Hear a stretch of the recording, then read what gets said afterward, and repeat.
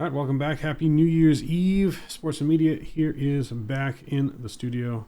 Mike is here. Rob, how you doing? Happy New Year's Eve. Welcome aboard. We got a Happy New Year's Eve. to Happy New touch Year's on Eve. today. Oh boy, yeah, it is going to be one hell of a New Year's Eve, one hell of a new year coming up. MLB free agents. We got some Angel mock trades, updates. My Raiders are not my Raiders. My Colts versus Rob's Raiders. Raiders. Raider Nation over here. Coming up here soon. Sportsmen Media.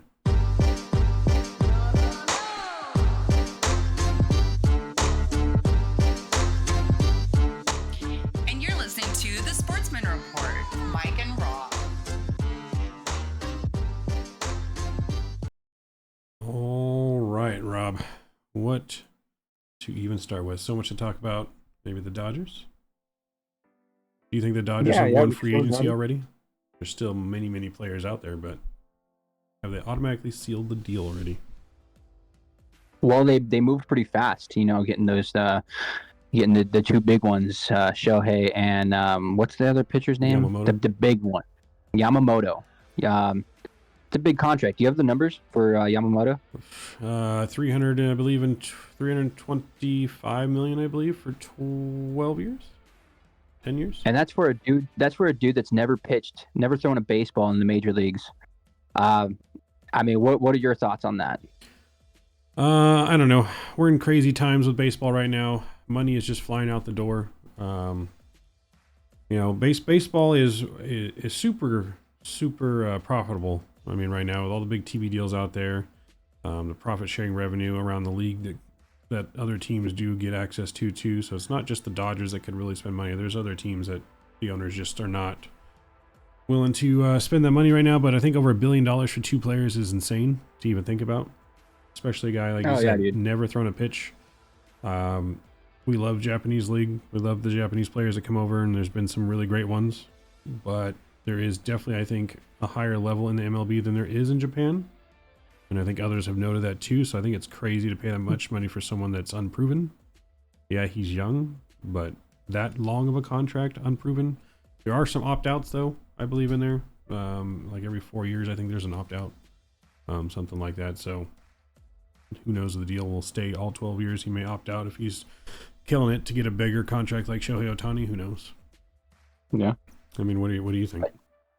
I just think that it's so much money and it's so long for a pitcher. Pitchers get hurt, and especially nowadays with the velo that they're going with, and it's just such a big commitment for a guy that's never faced this kind of talent. And back in the day, you could say that Major League Baseball is the best. It's for sure better than the league in Japan. But I mean, with the World Baseball Classic, we might have to question that. I mean, Japan beat USA, so I guess that's kind of countering my. I mean, baseball though is one of those beautiful games to where anyone can beat anyone anytime. It doesn't matter who you got on your team, to be honest. I mean, look at Arizona Diamondbacks swept the Dodgers last year. Mm-hmm. And who thought that would happen? On paper, it shouldn't happen. But baseball is one of those games where if you're not on your A game that day, anyone can beat you. So. Yeah, no, absolutely, dude. It's still, I mean, so if you're a Dodger fan, yeah, right now you're stoked. But all the pressure's on you. You have to win. You have to win. And anything other than a World Series, in my opinion, is a failure because I think the amount of money, other than like World you Series just said, this year is a failure. Oh yeah. I mean, you said, for two players, how much money? Over $1 billion. That's crazy. I mean, I get every team can spend the money. $1.2 billion. I get it, but dude, I mean, that's all in. That's going all in, and I mean, out of every fan base, like that's what you want. You want your team to go all in, but you don't want your team to be bankrupt, and you don't want to worry about the future. But I guess I mean, that's what I kind of worry about this big back end deal. Like, yeah, you're not paying Showtime all his money right now, but you still have to pay him all that money, and you're going to be paying it to him when he's not even playing for you. Like, that doesn't make sense to my mind business wise, but for the cap wise, I get why they did it. Add more players. It's not 70 million. I mean, it makes $35 million, but it makes sense. That's what Tom Brady used to do. fix his salary so they can put a competitive team together. And I mean, if you want to win, that's the right way to do it. I think in football though, he took less money overall, not just. I don't think football does a lot of back end stuff like that, do they? I think he just actually took less money overall because he makes so much off the field. That same with Ohtani, he makes so much off the field, he doesn't need to be paid during the season. You know, he's making 40-50 million in endorsements, let alone the $2 million salary. Like, yeah, no, it's a different time. It's a different time. It's a different time. I mean, as of right now, I guess they're winning free agency, but you know, talk is cheap. Shohei, I get. He's proven himself year after year. I mean, MVP. He's the unicorn. He's doing stuff that you've never like. He's doing stuff that you're not supposed to be able to do. You know, both sides of the ball. I get that he's not going to pitch next season. Okay, he's still going to put up 30, 40 bombs, a bunch of RBIs, and I mean, he's fast too. He could do whatever you want up there, and he's going to be driving in all kinds of. I mean, look what he did with the jersey sales within hours, not a day. Highest grossing jersey sale of all time. You beating out Cristiano Ronaldo for the football league. Crazy. I mean, yeah. So that's worth it. I get it. You know. I mean, like so they've already made $200 million back of his salary they gave him in the first couple months. They're going to make on this deal from all the deals they're going to add. Sure. Well, write down what number you want. You make your own deal. Just get over here. I get it. But for the other dude, that could be majority of it just to make Shohei happy. It doesn't even necessarily have to be like, okay, well, we believe in this guy 100%. Blah blah blah. It's Shohei. You want him? All right, fuck it. You got him. Yep. I mean, I kind of always thought I really did think he was going to go to the Yankees with the Yamamoto deal, with the way the Yankees were kind of playing things. They made room for international signing money. So I was kind of surprised, but at the same time I wasn't. I was saying that wherever either one of them went first, the other one was going to follow. Turned out to be correct. He went to the Dodgers after Ohtani went to the Dodgers, and I think that played a huge part in it. I don't think he goes without Ohtani being there. I think shifting to the Yankees real quick, they're not the Yankees that we grew up watching. I don't think. I mean, it's not a destination that players are going out of their way and wanting to go to. They got Aaron Judge, and I mean, other than that, like, okay, well, Garrett Cole. They got Garrett Cole.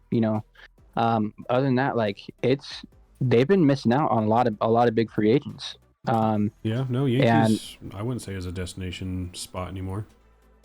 I mean, kind of like the Angels. Yeah, I mean, same. It's just crazy, like back in the day that was they would pay the most money to get anyone, they would just. I think it has a lot to do with the fan base, to be honest. In Yankees, the fan base in Yankee Stadium is just fucking brutal. Like, yeah, you could say the same thing about Philly, and I feel like they have a better culture than the Yankees. Yeah, I mean. Yeah, I don't know. I think it's just maybe the rules and regulations the Yankees have, got to be clean shaven and dealing with the fan base. Like, if you're not winning all the time, like that fan base is just ridicule all over you. I mean, look what they did to Aaron Judge. I think they booed Aaron Judge in the playoffs. Oh, they boo everyone. They boo you. He had a record season. They boo him in the playoffs. Like, what do you want from this man? He's one guy. Like, you can't win a series with one guy. I know. I mean, he's handling the pressure in New York really well. But yeah, dude, I mean, they love you one day and they hate you another day. But it's just crazy because how like the dynamic changes within the league and how these teams are spending money. Before it was the Yankees, they were outpaying everyone. Now you got the Dodgers right up there with them.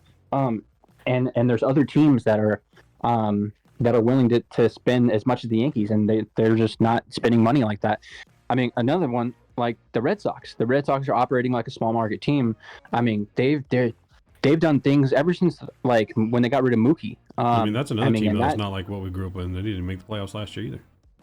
That trade just blew up in their face because I mean now they got rid of Verdugo, and now Verdugo was the big piece in that trade. Which he went to the Yankees now, right? Didn't he go to the Yankees? Yeah. Yeah. Yeah, no, a lot of teams are not like used to, but I think it's really shown that you do not need to be the highest spending team to be a winning team. Diamondbacks nowhere near there, won the, I mean, you don't need to spend money to be the winning team, and I don't think that's necessarily even the right way to go about it, because it seems like a lot of these big deals do not pan out the way you think they're going to pan out. Once these players get paid, they like start coasting. You know, it's like, well, I've been paid already. If I can relax, I don't need to. You know, if I fuck up, I'm still getting paid, right? You know, I ride the bench, I'm still getting paid. That's baseball's guaranteed money. You know what I mean? Yeah. So I don't know. It doesn't always pan out that way, and I think if you look back at the World Series winners, it has not been the top paid teams winning in the last 10 years.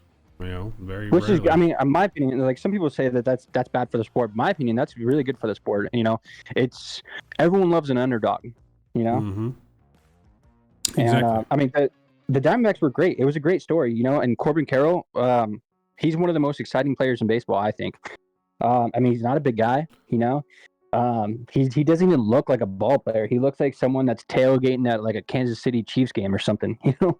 Yeah, I mean, I think we need a little bit more old school baseball in the league, like we used to have it. A little less reliant on analytics, a little more relying on actual baseball, baseball IQ, baseball knowledge, instincts. You know, I don't know where baseball instincts have kind of gone out the window these days. Like, it's all about the numbers instead of just, you know, I don't know. I mean, numbers are numbers, but Moneyball fucked that up for everyone. You know, they seen how how cheap they put a winning ball club together, and I mean, and they made a run. Great movie. You know, they left some shit out, but yeah, I mean, you see all these big owners, and they're businessmen. They're not fans of the game for the most part, and they're like, okay, I can still put a winning product out and have how much money in my pocket? Okay, sign me up. yeah, I mean, but again, it also goes to the statue of, like we just said, you don't need to spend a lot of money to win. The A's have been very competitive for years. I mean, they haven't won the World Series because they've spent probably way too less than they should have. But I mean, look at how competitive they have been, a thorn in the Angels' side and everything else with what they have spent, you know, until these last couple of years where they've really just been at the bottom of the barrel. But I think that had to do more with them trying to move that stadium than really trying to win. I think we'll see the A's back in it once that stadium's built, you know. You got you got to have your you got to feel for the fans in Oakland. I mean, the Raiders gone, and then the Warriors were there too, right? And then and now the A's, you know. So yeah, you got to feel for them a little bit. Yeah, no, definitely got to feel for the fans a little bit. Kind of sucks.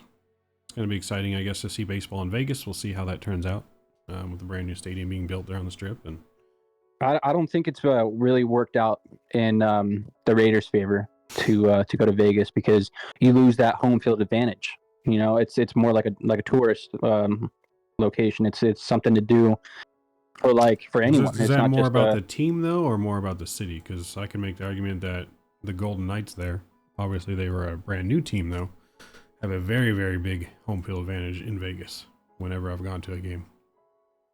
That's a good point. But the Raiders, like in Oakland, that was such a huge part of the game, is that home field advantage. You know, the blackout, they were blacking out the stadium. Now it hasn't been like that. I guess you could say, you know, it's how the team has been run the last couple of years. It's been pretty disappointing. So maybe that has something to do with it. Yeah, I'd want to say it has to be something with the team, the way they've had just controversy in the years past, the way it's being run. Obviously, the not so much winning record is not helping them either. You know, the hockey team in Vegas, obviously they came out fucking winning right away. A little bit different. So maybe they'll turn it around. They still got, you know, hope, I guess. Do you have hope, Rob, still? You know, yeah, we can shift to the Raiders real quick too. Do you have an update on the score? Yep, still second quarter, 11 minutes to go, 7-3 Colts. Raiders have the ball. Nice. You know, so I've questioned a lot of decisions that they made recently with Josh McDaniels and all that. I really like Antonio Pierce. He's a player's coach. He has the respect of the locker room. You know, I mean, some of his pregame speeches, I mean, it's got me ready to run through a wall for that guy.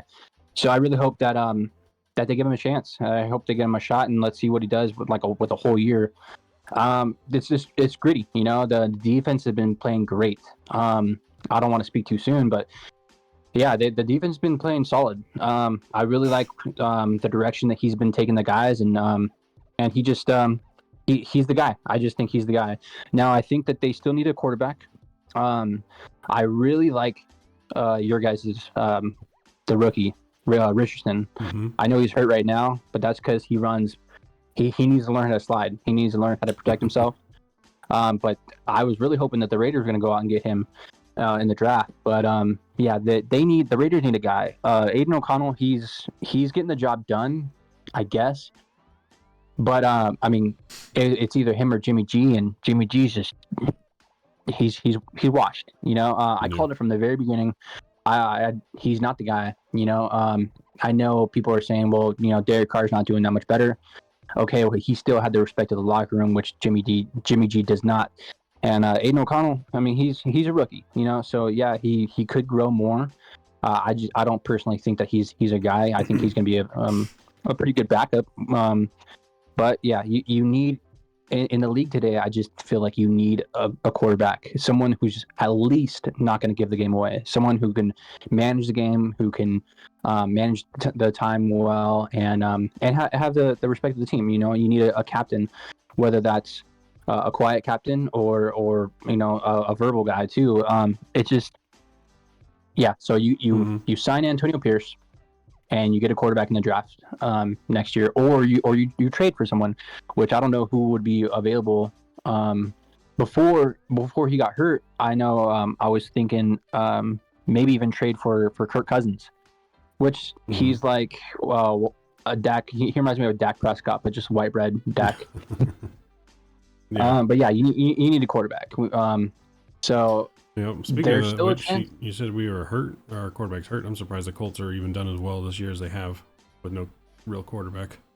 Yeah, you guys got Minshew. Mm-hmm. He's a pretty solid backup. Yeah, no, apparently, I mean, keeping us in playoff contention as of right now. If we want to take a look at the playoff picture, the Colts are hanging on to the last spot in the playoff picture if the season ended today. Crucial game against, obviously, your Raiders, my Colts. Your Raiders really need the win if they want to keep their playoff hopes alive. If you guys win, your odds improve to 30% instead of less than 1% if you lose. For the Colts, we need that win too. Our odds improve to 69% or go down to 25% with a loss. But let's take a look at the top teams here and see if we would have thought we would be saying this year. But in the AFC, 2 out of the 3 teams that have clinched right now are the Dolphins and the Browns. Ravens, Dolphins, Browns are the only teams who clinch a playoff spot in the AFC right now. The Dolphins, they're solid. They're solid all around. I love their coach. Tua, I love that comeback story. You know, because I mean we seen some games last season where we thought the dude was dying on the field, and I mean look at him, he's balling out, and yeah, they're just a fun team. They got Tyreek Hill. They're a fun team to watch.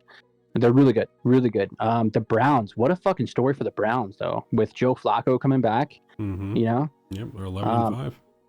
Yeah, I mean, dude, a couple years ago, there was fans wearing bags over their head because they were fucking embarrassed and just like ashamed of the whole franchise. But now, I mean, dude, the Browns, it's a great story. It's a great story. Amari Cooper, he was one of my favorite players when he was with the Raiders. I thought that they should not have got rid of him, and he's balling out too. I know he didn't play today, or he's not playing. This game, but. Yeah, the Browns are a really good story, and you know what too? I really like Deshaun Watson. I do not like that guy for obvious reasons, and I'm not glad he's injured, but it's cool to see that they're having success with an old retired Joe Flacco, and then they gave all this money to that guy, and he's not on the field, but they're doing it without him. I like that. Yep, and then in the NFC, we got Lions and the Cowboys in the top 4 spots. Yeah, they're coming off that controversial game. Did that guy? Did he check in? Did he not check in? Is he eligible? Is he not? I don't understand, because I mean, if you see the video, it clearly looks like he talked to the ref. So I don't know. I mean, it goes the conspiracy series. The NFL, is it rigged? Is it scripted? A lot of people keep saying that for years. That NFL is just Yeah. scripted, coming like WWE wrestling. It's all one big The giant script.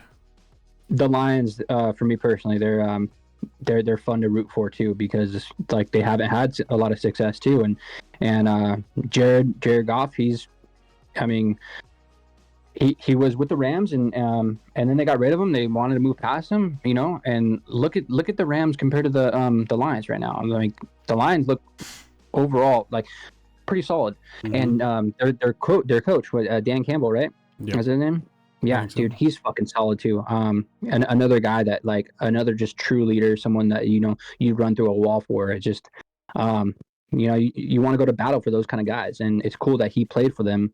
And they had their worst record when he was on the team, and then, fast forward to now. I mean, they're fucking one of the best teams in the league, and it's a really cool story.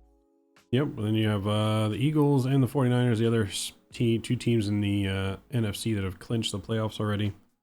Yeah. Buccaneers, They're Rams, solid. Seahawks are on the bubble, are in the hunt. They'd be in the playoffs if it ended today. But on the bubbles, the Vikings, Packers, Saints, Falcons, and Bears. Bears 1% chance all around. Probably not going to make it. A lot would have to go right for that. Vikings 48% chance. Packers have a 54% chance if they win today. They're playing the Vikings. So winner of that team may determine their outcome in the playoffs. So a lot of outcomes this weekend being determined. People that really need a win if they want to really make the playoffs. They're on the bubble. You down to make an early Super Bowl prediction? You got one in mind? Can you make one? Yeah, if I'm on the spot, if I'm gonna pick one right now, I'm gonna go with the Dolphins. I think the Dolphins are just ready. They're just all around. Yeah, they're good. I'm picking the Dolphins. Do you think the Dolphins will take down the Chiefs in the playoffs?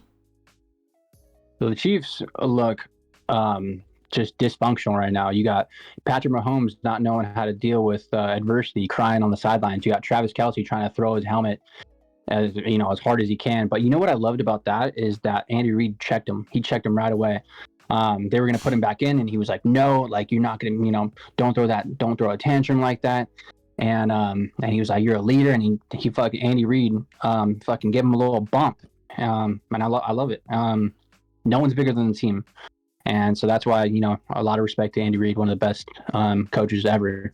So, but right now they're dysfunctional. So, yeah, they're not going to go far unless they fix something, Yep. I think, I don't know if the Dolphins will win, but I think I'm going to go Dolphins-Eagles Super Bowl. Nice.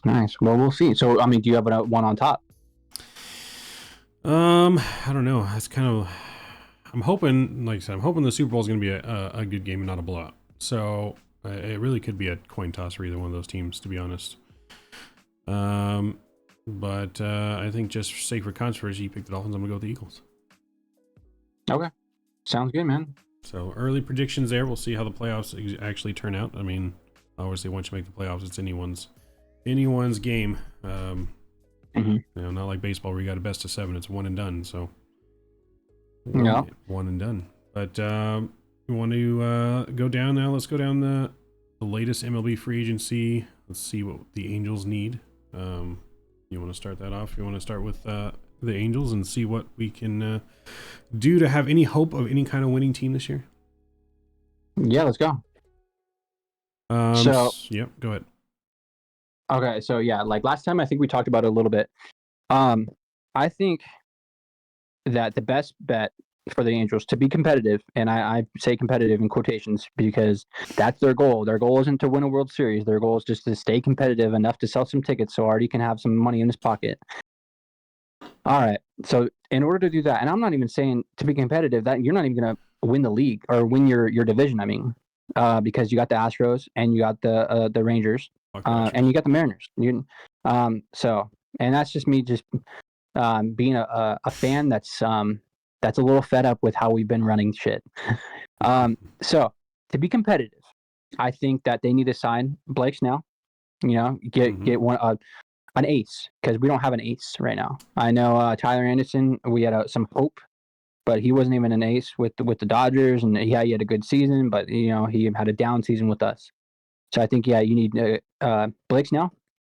I think another arm. So maybe another veteran, someone to help out all these young guys, because it wasn't too long ago where we chose nothing but pitchers in the draft. So another veteran to help out all these young guys, probably like a Marcus Stroman. That's what I'm thinking.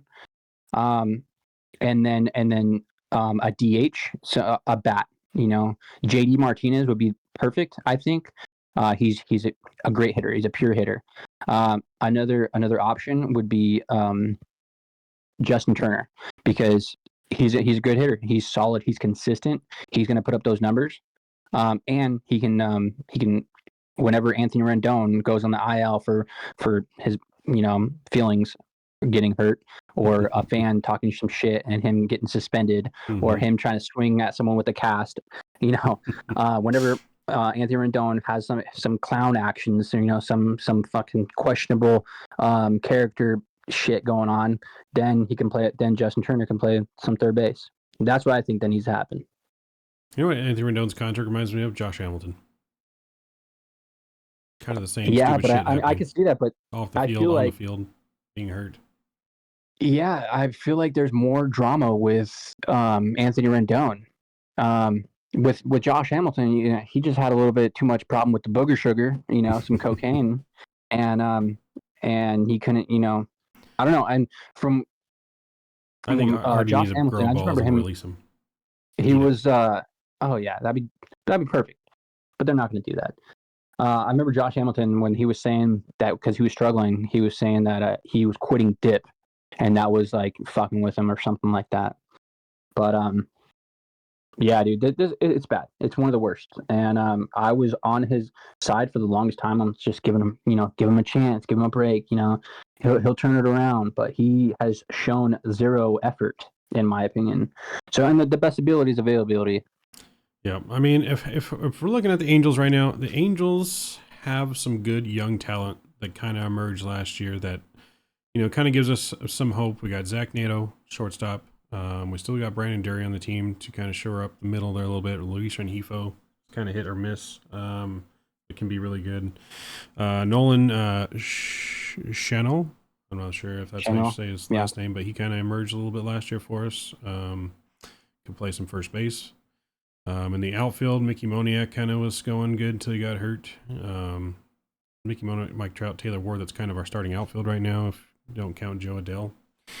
Who knows what he's going to do, but I agree with most of what you said there. I think they definitely got to sign Snell. There's a lot of people say they shouldn't because it's going to be another overpaid contract, but, at this point, baseball, Angels, the position they're going to spend money. Either you're going to suck or you need to spend money. Well, yeah, I think we put ourselves in a position where you have to overpay for some guys. Yep. Because you have to. Yep. Yeah. So Blake Snell, Jordan Montgomery, I think is another pitcher I think they should go after. They've been linked to one of the other top pitchers on the league. I think they should sign both of those, as well as JD Martinez and Justin Turner. Obviously, I would let Rendon just go, and Turner would be the all-day third baseman this year until we find a replacement moving forward, because obviously he's only got a year or two left probably in him. But I think they'd sign both of those, and then Teoscar Hernandez for the outfield. I think all of those players the Angels need to sign if they want to be competitive this year. Yeah, I forgot about Teoscar. That's another big bat. People are saying Cody Bellinger, but I don't like Cody Bellinger. I think his floor is too low. He's got a great upside, but I think if you look at some of the other numbers he's had recently, besides last year, it's either going to be a stellar or shitty. There's not really a middle ground with him. Well, I think Cody is better defensively than Teoscar. Yeah, he's better defensively, but we need offense. We don't need another 120 hitter sitting in the outfield. Yeah. If we want that, just put Joe Adele out there. And Joe Adele, dude, we should have traded that guy a long time ago. I think he's exposed. He's got the talent. He's got everything you need to be a great ball player, but he lives rent free in his own head. He's his own worst enemy. Mm-hmm. And I think we kind of lost our opportunity to get something back for him, something reasonable back for him. We got an ace for him back in the day when his value was at its peak. We should have traded him and kept Brandon Marsh. Oh, 100%. 100%. What we got for Brandon Marsh. Brandon Marsh just was lining up and feeling good for him. Like happy Yeah. happy that he's succeeding. But 100% loved Marsh over Brandon Odell, yeah. Joe Odell. I almost said about Brandon Odell all day long. Yeah. I mean, there's some trade market things out there too. Some pitchers available in the trade market the Angels could possibly go after. But I mean, what do we really have to offer to trade? I don't know. Well, we have a lot of young prospects. I mean, especially those pitchers. Yeah. So a name that's been thrown out there is it Burns from the Brewers? Corbin Burns. Yep. Yeah. So that's one. That'd be a solid pickup, depending on what we have to give up for him. Yeah, and then other than that, like for pitchers, I don't know who else would really be on the market. But what do you think about trading for like Pete Alonso? I mean, could be good.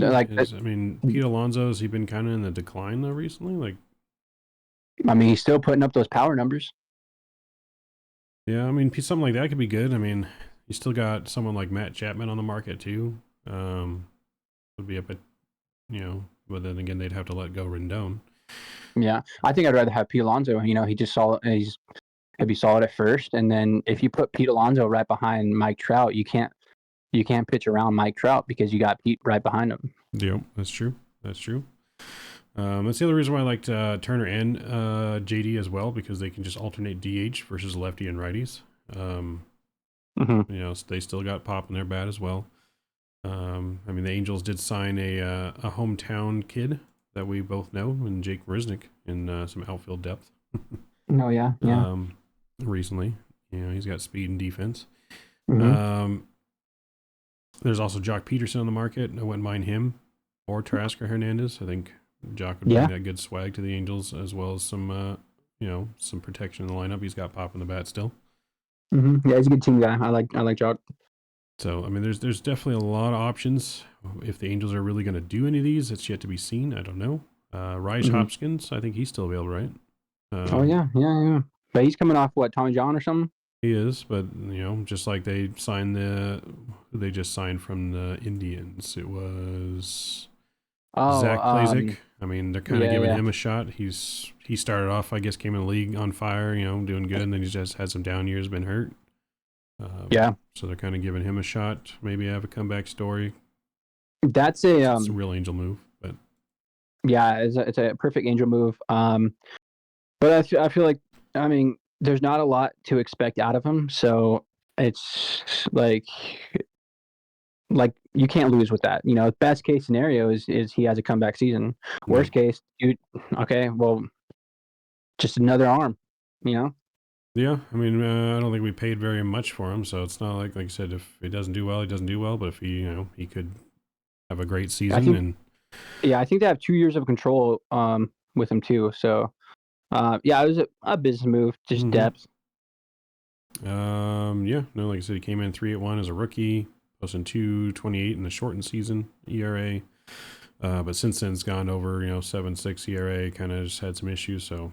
He's got some promise that he could have a high ceiling. So it's one of those guys, high ceiling, high risk, high reward, or low risk, high reward type deals. Because, like I said, we didn't have to pay him very much to bring him on board.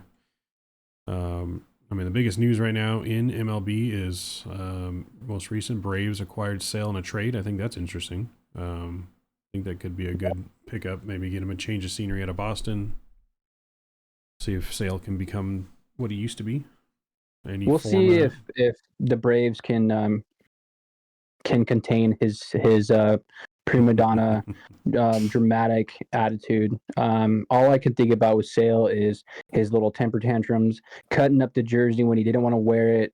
When he was doing a rehab game, fucking the phone up in the dugout, in the clubhouse, just being a drama queen. And are you saying that he's the LeBron of baseball, or what? I think he's no, definitely not. No, he's not good enough, dude. I mean, he's got it, LeBron's in the talk to be like one of the goats. Chris Sale, he's solid. He's solid when he's on. He could be solid, but again, the best ability is availability, and he's just. I think the Red Sox won that trade. They got an infielder that's got a whole future, a whole bright future ahead of them. And I think, and with Chris Sale, you don't know what you got.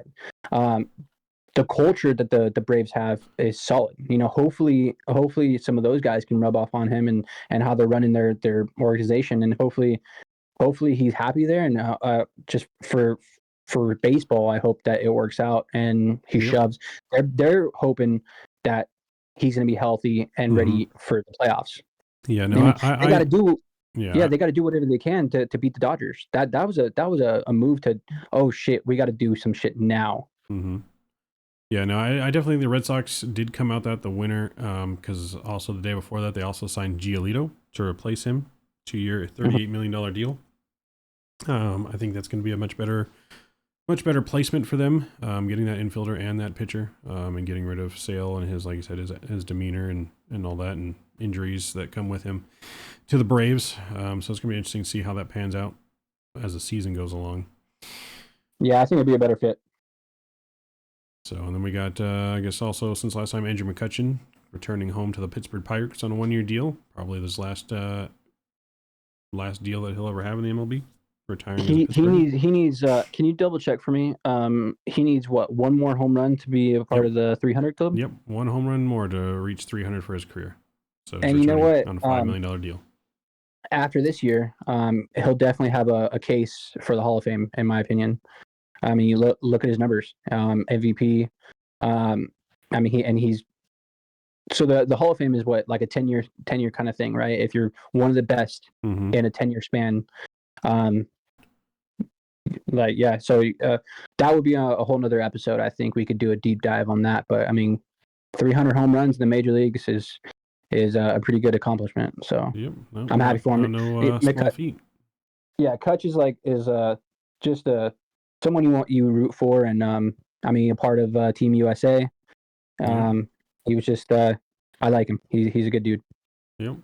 So yeah, it's going to be interesting to see as we keep tracking here who's going to be signing next. I mean, if we look real quick here, what's left in the MLB for free agents. We'll just go over the top 3 available in each position. Gary Sanchez is still available as a catcher, and Kurt Casale and Tucker Barnhart. So not very much depth there on the catcher side of things. I'm surprised. I'm surprised Gary didn't re-sign with the Padres, because he kind of had a comeback.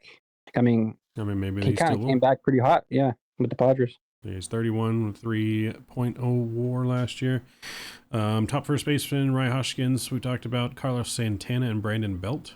Those are the top 3 listed here on MLB.com that are available.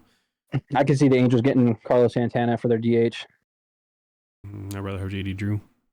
So would I. JD Drew? Or JD Martinez. Oh, fuck, say JD Drew? I'm all over the place today. The 50-year-old old Boston Red Sox. Oh, I mean, he was good though too back in the day. Yeah. Take one of him in his prime.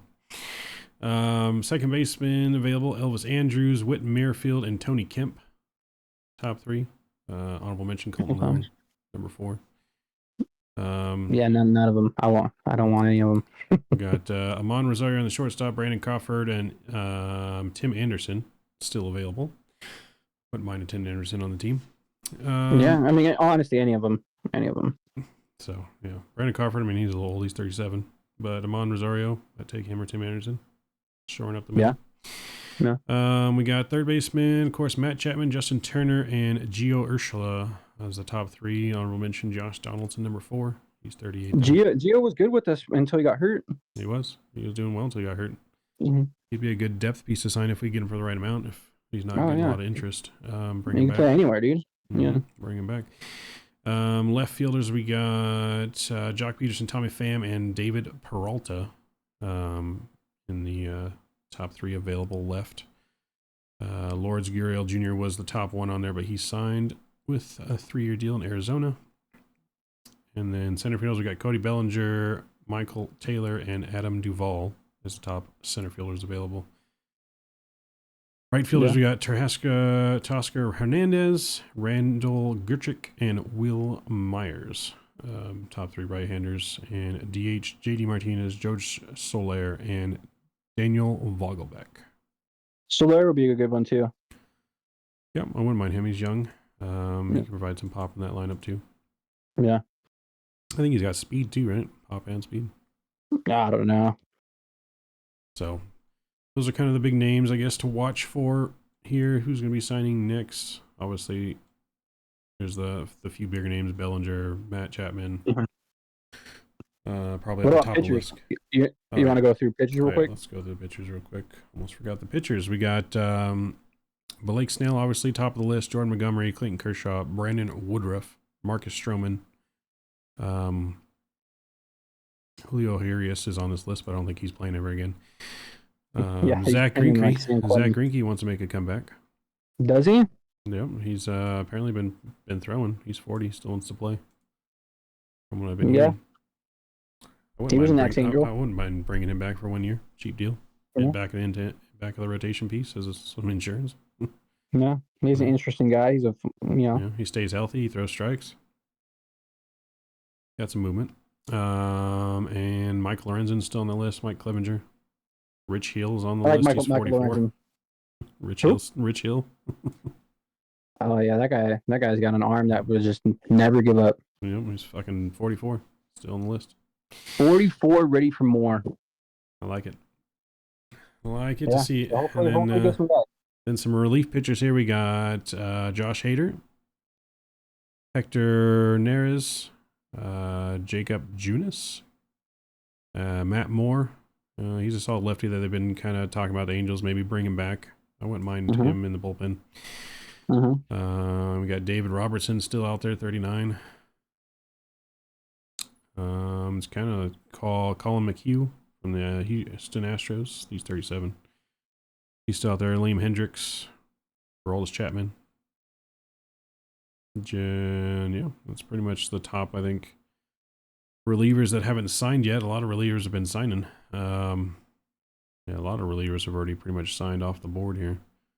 Yeah. Craig Kimbrell to Baltimore. The top reliever was Ronaldo Lopez. Signed a 3-year deal with Atlanta. So Josh Hader's next up on the list. Wouldn't mind him in the bullpen either. Don't think that will happen for the Angels, but you never know. Never know, man. Never know. So, but anything left you want to touch on, Rob?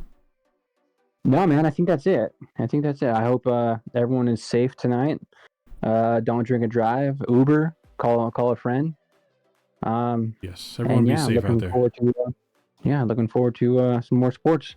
Yep, be safe out there. Have a happy New Year's, guys. We'll be back live again next week with more action. Go Colts. Update on the score real quick. 14-3 now. Colts in the second quarter with 11 seconds to go. So going in halftime, 14-3 Colts. Yep. We'll see what happens. All right, Mike. Till next time, Sportsmen are out. Have a good one.